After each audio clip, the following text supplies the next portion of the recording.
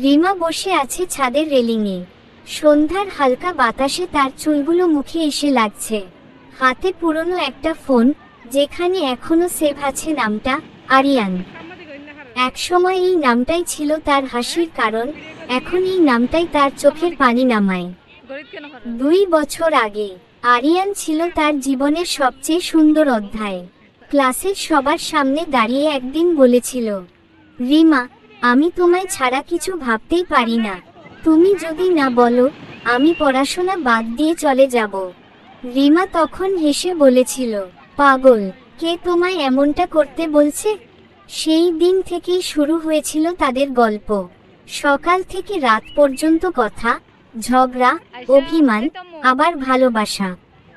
কিন্তু একদিন সব থেমে গেল।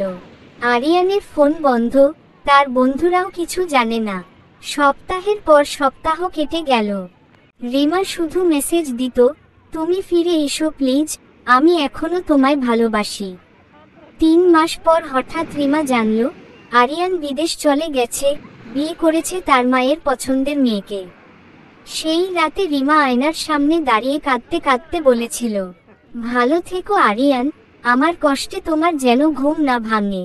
আজ 2 বছর পরও রিমা সন্ধ্যা হলেই ছাদে উঠে বসে থাকে। চুপচাপ আকাশের দিকে তাকিয়ে বলে, তুমি সুখে থাকো, আমি তো ভেঙে গেছি অনেক আগেই। আর বাতাসে ভেসে যায় এক টুকরো নিঃশব্দ ভালোবাসা।